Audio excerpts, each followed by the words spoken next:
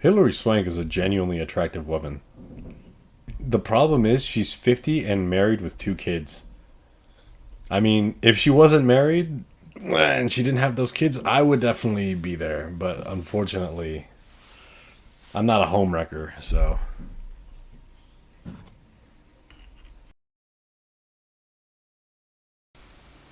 Welcome back, everybody, to the next episode of the podcast. Will you ever finish that? And my name is V37. I've got my co-host here, Mango. Introduce yourself, Mango. My name is Mango. I've been here for 3 weeks now. Been watching half of movies, and I've been having a pretty good time. This week we watched Million Dollar Baby. It's a Clint Eastwood movie, but not one of those Clint Eastwood movies. This one's about boxing and about black people and women. Yes, it's mostly about women, very little about black people. Although, I say very little about it, but the N-word is dropped about 8 minutes into the film, so. I was not expecting that at all from this film. By the way, completely unnecessary. There's no reason that Clint had to put that in. Maybe Clint didn't put it in. Maybe maybe they actually just found a guy who, is that type of guy, and just put him on the mic and didn't tell him to say it, but they didn't tell him not to say the N-word either. It makes sense, though, because Morgan Freeman, who is also in this film, when he hears the word, he seems a little taken aback, but at the same time, he has to keep going. Yeah, it's like, you can't just cut that and be like, hey, bro, don't say that, because it makes sense for the character. I really don't think they told Morgan Freeman that was going to be said. Or maybe Morgan Freeman's actually, a good actor or something, I don't know. Nah, we'll never know, because we never get to finish the movies he's in. Yeah. Speaking of which, I honestly didn't like the narration so much. It was just kind of it was kind of jarring for it to cut back and forth. In some movies I like it. Actually, no, just kidding. I don't really like narration in movies. And this one just kind of really jarred me. I can agree with that. Narration in movies is definitely... It's sort of like the plot. The movie itself couldn't relay the information to you through its visuals and storytelling. It had to rely on someone else telling you. It's kind of a weak plot point, but I didn't find it too intrusive because in the end, it is from a character who's in the film. It makes sense. It's not like in a world. I can see your thing going on. Hold on. What? Okay, hold on. My headphone died for a little bit. Oh, by the way, for our audience, just so you know, I'm using a $150 microphone with a pair of headphones. I'm not.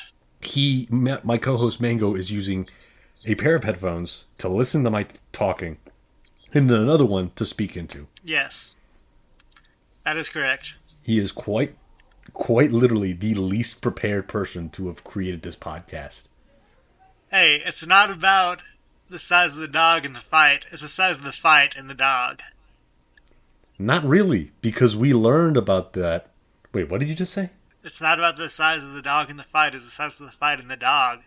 And I don't see anybody else out here making the podcast the exact way that I did it. We learned that this is exactly the wrong way of thinking in this movie, because as one of the characters says, I can't remember, Morgan Freeman's character, he states that despite how much heart you may have into a fight, it doesn't matter if you can't back it up, which is the example provided through Flip, Danger, as he's called, who, he really wants to fight, he really wants to go at it, but he is a twink, and most likely, and I mean this completely inoffensively, mentally retarded. I think he has a slight bit of autism. Boy's got the tism for sure. Yes. But that's okay, because he was a little funny, and he said the N-word. That's not okay, actually. I just... Saying the N-word is not okay. Just because you're funny does not allow you to say racial slurs. Unless, you're Sam Hyde. You're only allowed to say racial slurs and have to be funny if you're famous for doing so. Yeah, like Louis C.K., except now he's not famous anymore. Oh, shoot. I don't think the series is going to work out for us. Oh, no. Are we going to be like Louis C.K. or his victims? I hope to eventually not... Louis C.K. is probably living a pretty good life. Sure, he doesn't have a career anymore, but unless he was an idiot and spent all his money, he should have enough money to like live comfortably the rest of his life without having to work at all. He looks like someone who knew how to handle money because every single time I would see him on stage, he would just wear the most average 40-year-old white dad clothes. And he looked like a white dad, so yeah, he's most likely just Well, he fine. probably is white, and he probably is a dad. So you're right there. I don't know. With the things he said, I don't think he's a dad. That could also be true. I don't know anything about him. Yeah. But speaking of dads, Clint Eastwood's character, Frank Dunn, is a father, and his daughters hate him. But I will say he prays for them. And in fact, he does not use vain repetitions in his prayer. So that's like a 10 out of 10. Although he does say that the Holy Trinity is snap, crackle, and pop. I thought it was hilarious. But I thought it was hilarious as well, and I'm glad I don't have to agree with that doctrine because my church doesn't agree with that doctrine. I do.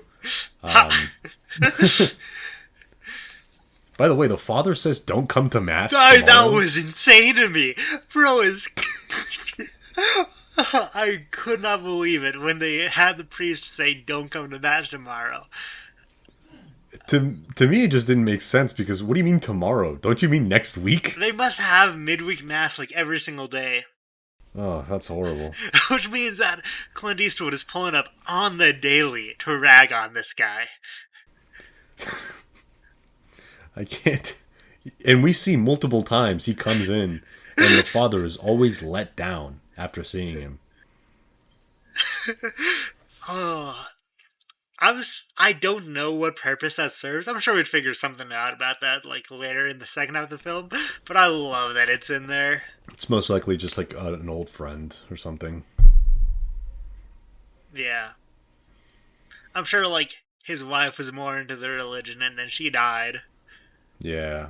And speaking about wives, there's a lot of sexism going on in the film, but not a lot of racism.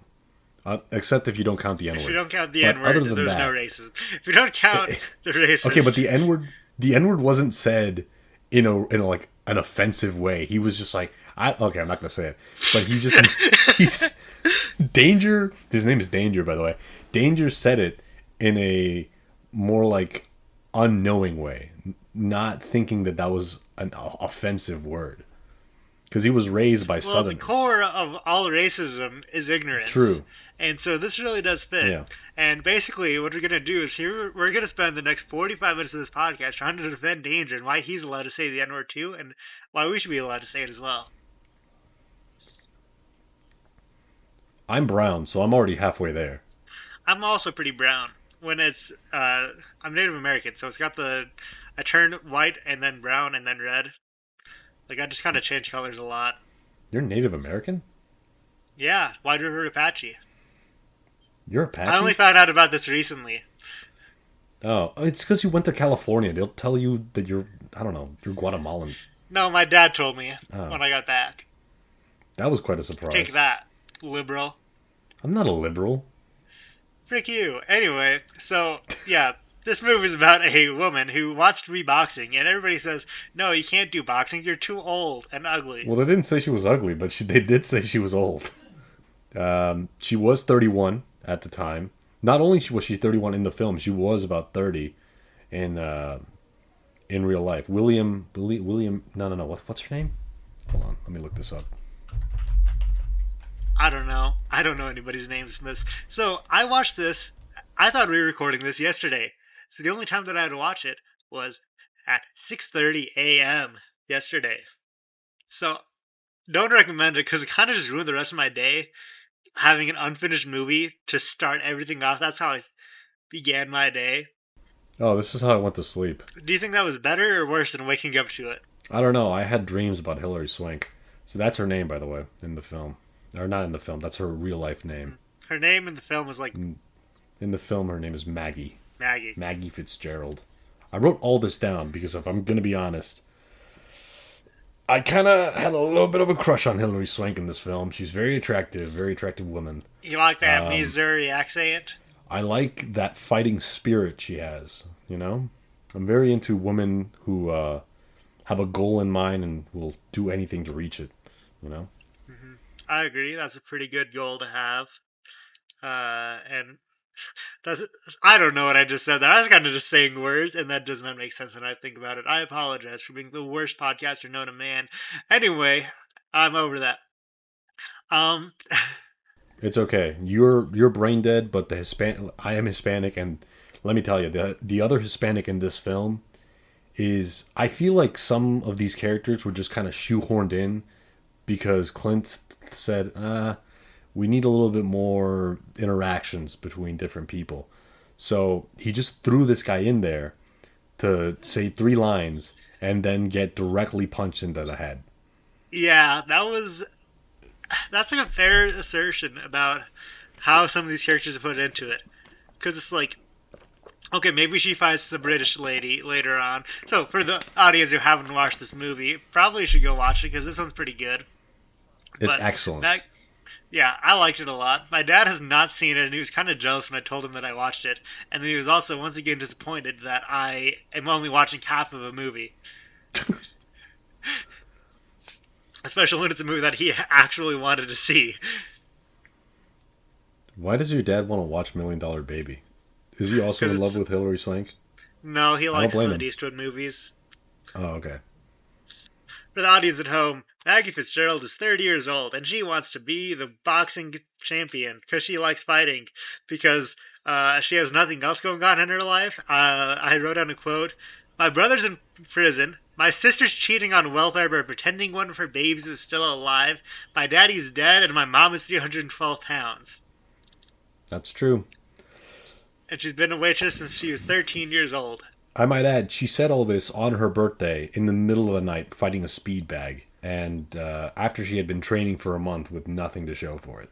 Mhm. It's a pretty emotional So, moment, but it's just such a funny line out of context. completely depressing. Her life is just destroyed.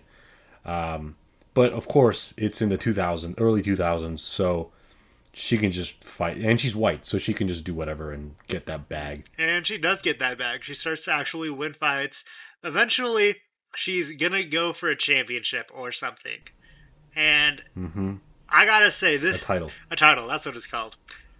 The film that they show of Billy the British girl, the lightweight champ, is what I wrote down for her, is that she does like every single illegal move possible. No, no, no, that's the other one. Is that the other one? Is that not the British one? Yeah, so she has the option of fighting a Jamaican lady who literally beats her opponents down while they're on the ground, and then a British girl who is the girl that the Jamaican girl was beating into the ground. So I think that Maggie had a fighting chance, but let's just say that maybe she doesn't. You know, Yeah, I don't really care about like if Maggie had a chance. I feel like she's gonna get some brain damage either way. Whether she wins or loses, that fight is gonna be a loss. I mean, I don't know. I think I think she's made out of steel because every single time she would go up and fight her opponents, they would just go down. They would flop almost instantly. Well, you have to remember this is women's sports. They're probably not used to somebody actually punching with all their force, even if they are another woman. That's true. No, I was actually cheering for her, I was kind of cheering for her as well. which is surprising. Yeah, I don't know if I was cheering because a woman was succeeding or because I was seeing other women be put I down. don't think it matters either way. What matters most is our sponsor for this episode, which is Failure International, the t-shirt company. And we're really glad that they sponsored us because we are both well acclimated with failure. I'm 23. I live with my parents, and I have a crummy job that my dad gave me, and I'm trying to just study through community college, even though it's going terribly. And Mango's a failure because he's Mormon.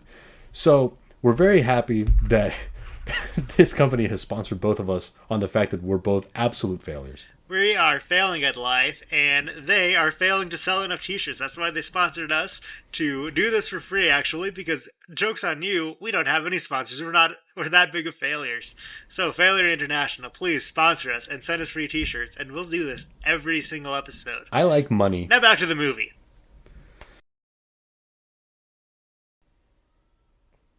Thanks, Dad. You're welcome, son. It's been so long since I've heard that. I think what's most depressing about that, me saying that, is that, like I just mentioned, my dad gave me the job. So if he's not telling me he's proud of me, then I'm a real big failure. That is pretty sad. Now, at least you don't have to say what Maggie says in this film, which is trouble in my family comes by the pound. I can agree with that. And her mom is 312 pounds. I can agree with that because I have a lot of family that is extremely overweight, including myself, and I have a lot of problems. You are absolutely not overweight. I am. Unless you gained a lot of weight in the past 2 years. I am 215 pounds. I've mentioned this before. I am 210, but I am 6 foot. Okay, I'm 5'10". Now, maybe you need to get on the training regimen that Maggie was on, which is she has no TV, no phone, she works, and she works out, and she fights. She, in fact, does her foot movements everywhere, even at work. Although I feel like that would get kind of awkward with the customers because she's just kind of moving back and forth. I would get a little anxious with that. I would too. I would be like, bro, do you have somewhere to be? Do you need to pee? You can go use the bathroom. I'll cover for you. I'll say that I needed you to give me a paper towel or something. Like, that would... Yeah. I didn't think about how awkward that would be for the customers. I was thinking more for, like, her coworkers. That would be just so awkward to, like, see this person that you know has been doing this for 17 years all of a sudden just start developing this twitch with their feet. I don't know. I don't think it would get too awkward with her coworkers because they've already seen her take steaks, unfinished steaks, from customers. Just put them in a bag and then take them with her. Which she eats in front of pennies. That's the Sigma grind set. The Sigma grind set is eating steak in lamplight while looking at your money. Jeez. It reminds me actually of Smile. How the other lady was just refused to turn on any lights. Except how in that film... It must be a movie thing.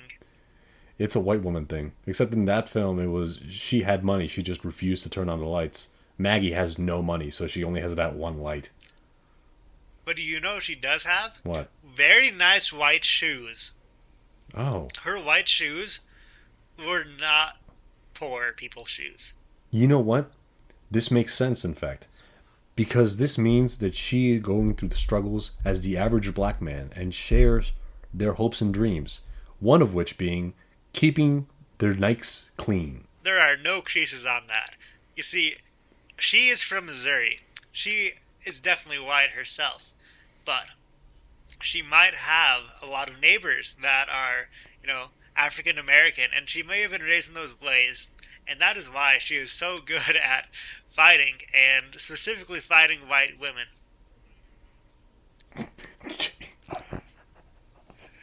You ever say something and then wonder, why would I say something like that?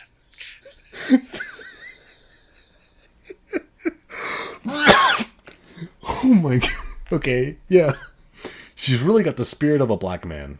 And not only that, we see her steal. So it makes sense. It all lines up. I do want to say another thing about black man, Morgan Freeman. Their guys can just be being guys. And he's just kind of whatever. Same with Clint Eastwood. They guys can be doing whatever. And they're just like, Clint Eastwood's like, oh, I'm trying to read in Gaelic because I'm gay in Gaelic. But as soon as a woman exists, they are up and in action. They are moving. They're at it. It's like as soon as they smell any estrogen, they are alerted. That reminds me of, I was in a student government meeting at my community college today, and there was only one girl in that room. Are you the diversity hire? Huh? Oh, sorry. I was just asking if you were the diversity hire for the student government. Oh, no. They banned me because I am, in fact, a threat for some reason. But I still go in. They can't stop me. They're all a bunch of soy boys. They say, get out. And I say, no. And I just stay. But there was this one girl in that room, in that whole meeting. And everyone just kept cracking jokes, just making her laugh, making small talk and everything. The moment she gets up and she leaves... dead quiet. And then slowly, one by one, everyone leaves. And it really says a lot about our society. that we're all so focused on getting female attention. And I think that's what Clint Eastwood has noticed and tries not to do. Because every single time he sees this woman, he's full of hatred. He is, in fact, an incel, just like all of us. One counterpoint to that, he has children, which means that he is in fact not an incel. Damn it. He tricked us! Oh, I'll never forgive him for this. Well, that ends my theory. So maybe he is not such as an incel. Maybe he's like a born again incel, you know? And that's why he's been going to the church. Right, because he wants to connect with God, but unfortunately his past self, his past ridden through self just keeps bringing up these illogical connections. Mm-hmm. What are we talking about? I have no idea. I wrote down some funny quotes here from shoot, I don't remember the name of Clint Eastwood's character. Frank Dunn. Frank Dunn, that's what it is. I really like that he said, "I'm going to try to forget the fact that you're a girl." And I feel like you could take that out of context and put it into some strange situations, and it would be quite hilarious, quite humorous, if I say so myself. I have a anecdote that kind of relates to that. I used to be really buddy in high school with people. I would play slap ass with everyone. And because I'm gay and I play the flute, I would also be friendly with a lot of my... You play the flute? Yes, I play the flute. Oh, shoot, I forgot. You're like big shot in an orchestra, right? Yes. I play the flute and the piano in that orchestra, but in high school, because it's band... At the same time? Not... Okay, I play the instruments separately, but I can play both. Oh, okay. I really thought that you were saying that you could play the flute and the piano at the same time. I was like, that is phenomenal. Why are you making a stupid podcast with me? To be fair, there are certain positions, or there are certain notes I can play where the flute and the piano can both be played simultaneously, but that's like 4 notes, so... But you couldn't like play 2 separate notes, one on the flute. Oh yeah, I could with one hand on the piano. I could probably play a really nice intricate part, but on the flute I would only play 4 notes. Oh, okay, that makes sense because you got to have like 2 hands on the flute to hit all the rest of them, right? Yeah. Oh, okay. But anyway, so in high school, I was kind of getting buddy with a lot of my compatriots, my flute compatriots, flutists or flautists. I don't know how it's called. Let's go with flautists. And at one point, one of them, who I was like, for some reason, I had got into my head that they were one of the boys. I saw her turned around, and I was like, "Oh, I'm gonna get her this time." And I reared back my hand to slap her ass. And then, almost at the moment of contact, the thought popped into my head, "Hey, wait a minute. This is a woman."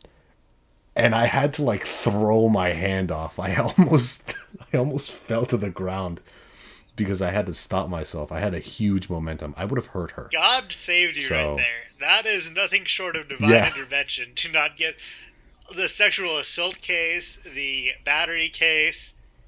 You were getting 20 to life in that situation. No, we were good friends, so she would have understood, but still, it would have been kind of weird. I never had to deal with the situations because I was a gamer in high school. I played Smash Bros. And Overwatch with other gamers. And so all of the girls there were transgender. So I didn't have to deal with that. If I treated them like one of the boys, then they would be overjoyed. Yeah, well, you were playing Smash Bros. And I was smashing the bros. With your hand? With my hand. You sure it was playing with slap your ass. hand? Yeah. Playing slap ass. Actually, another funny story about playing slap ass. I remember one time, 2 of my friends, they grabbed this one guy who was also in our friend group, but not that close. They grabbed his hands and they kind of, because he wanted to struggle, he wanted to run away. But they were like, "No, you're getting this punishment." I don't know what the hell we did this for. We were all insane. And so they put him in front of me, and I reared back the most disgusting slap I've ever conjured. And I hit him so hard, he literally flew into the air. He levitated. Wile E. Coyote looking. Gojo ass stance, bro. Oh, that. And I turned around, and there was a teacher right there, and he just said, "Hey, don't involve me." So there we go. Nothing came of it. Bro knows better than to snitch in Virginia. No, because we let him go, and he was like, "Come on, man, why'd you do that?" And we were like, I don't know. That's just how it goes. So how's your week been? Let me tell you, I'm so incredibly lonely. All right, that's enough from you. Now let me tell you about All my right. life. So I wish that we'd recorded this yesterday because yesterday I was working. We're putting up this deck, putting some sawdust or all in the air, drilling holes, shaving metal with a grinder, all that sort of stuff. Something got in my eye, and was I still am kind of suffering the effects because it still hurts quite often. I think I got all the sawdust out of there, but my right eye, I just had to like keep it shut for like a few hours, and I was like, wow, I am literally Morgan Freeman. Oh, that's true. Morgan Freeman did lose sight of his right eye, actually, in this film because while fighting, he would just let blood get into his eye, and Yeah, that was my eye that I got injured as well. He's literally me. it's also funny because when I'm walking out in the sun, my right eye instinctively closes because of how bright it is outside. But so while I was in the SGA room, I did have one friend there who's not a complete soy boy, and he introduced me to this one video called "Why Women, Why Most Women Don't Deserve Your Time." Ah, let me tell you, it was an interesting experience to say the least, and I learned nothing new because everything the guy So, said was already things I thought of. So, so the guy who showed you this video, yeah, how would you describe his BMI, his body um, mass index? Aha. anorexic. Yeah, that tracks. Yeah, Have you told him that if he would eat some protein, put some muscle on, then maybe some of the girls would be worth his time?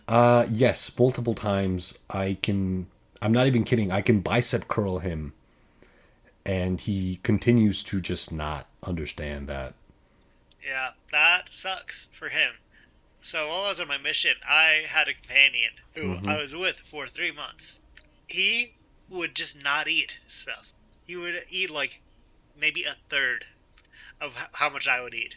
Now he is 2 inches shorter than me, but he's probably like 80 pounds less than me. I think I asked him one time, and he was like 125 pounds. Like, bro, that's not healthy. You need to be eating some more food.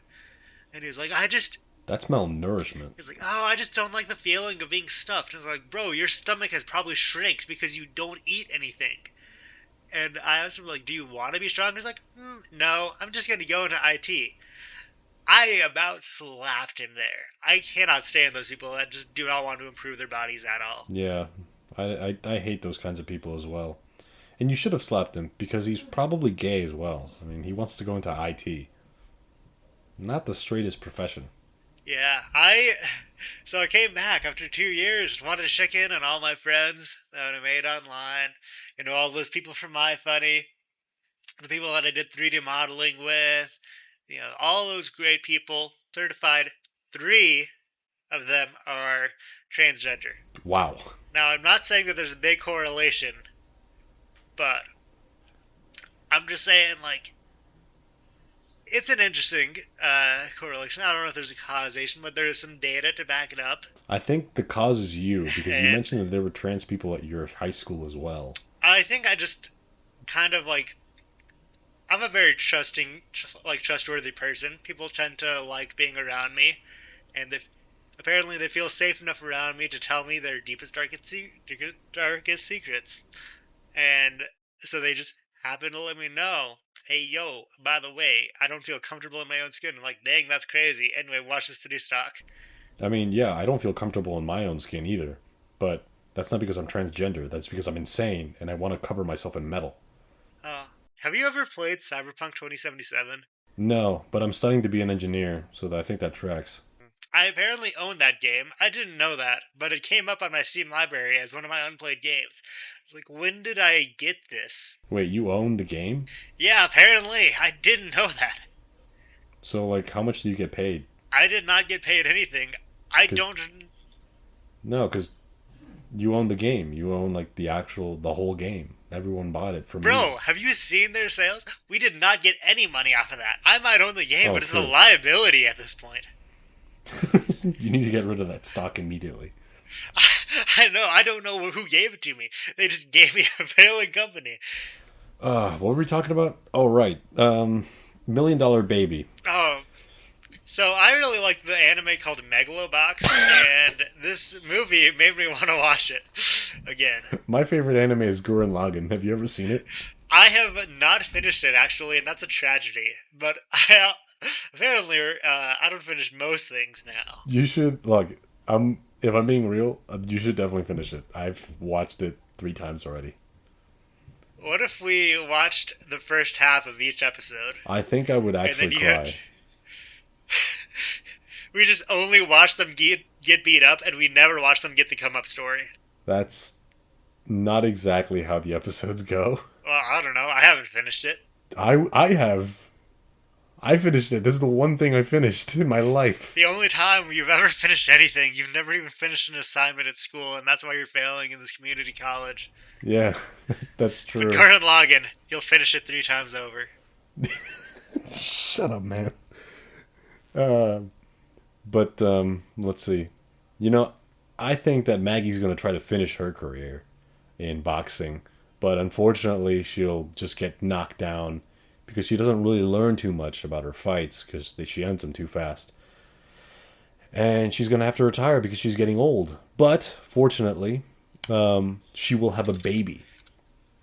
And that baby will grow up to be an excellent fighter who will make $1 million. That's Hence the probably a name, good $1 Million theory. Baby. Who's the father?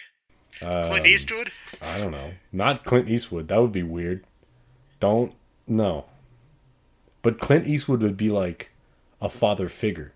Why did he say figure like that? What do you mean? Father figure. I guess that must just be an accent thing. I've never heard anybody say figure. Figure. What? No, don't twist this on me. Listen, Don't it might twist just this be on. the way you were raised. English is not my first language. Okay. Yeah. Lo siento. Está bien. Yo te perdono.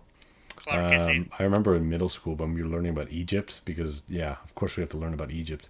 We were learning about the Niger River, and obviously, because I speak Spanish, I read it out how most Spanish people would read it out. What? La Nile River? Don't try. Don't try. Riviera Nile? Niger, not Nile. The Niger River. Oh, I see. I thought you were talking about the Nile River. And no, like, moron. Alright, sorry, my bad.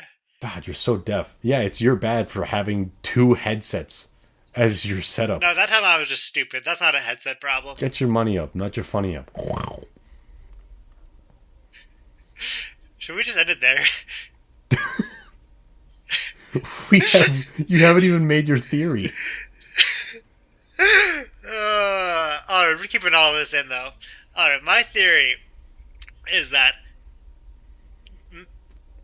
Maggie, that's her name. Yeah. Maggie, she goes all the way to the top. She's fighting somebody above her weight class. Oh. And 10 years younger than her. Okay. Which is apparently the largest age gap that you can have legally, unless you are in Vegas. Which is why the Jake Paul versus Mike Tyson fight had to be set in Vegas or Texas, one of the two, because it was the only place that it legally could happen.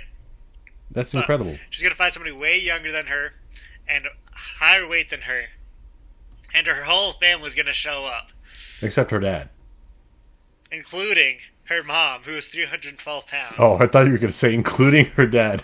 And like halfway through the fight, there's gonna be some there's gonna be some like fire or something in the parking lot, and her mom is gonna just like accidentally, for the family, sit on the other opponent and break her back. And so Maggie becomes the championship, title holder, champion, and she gets like $2 million, and she's like, "Here you go, Clint Eastwood. Here's $1 million. You can give it to your grandkid that you just found out about." That was another part of the theory that I forgot to say because I skipped over that line. But yeah, Clint Eastwood is having a grandkid, and that's what the $1 million baby is. You know, my theory was nonsensical, but I think yours is worse. Not because of. I think it makes sense up until the point you said her mom is gonna sit on some on her opponents and crush her. I don't need to take this from you. I'm the editor. I can cut this out. Editor, I can cut this out. Editor, I can cut this out. Editor, I can cut this out. Editor,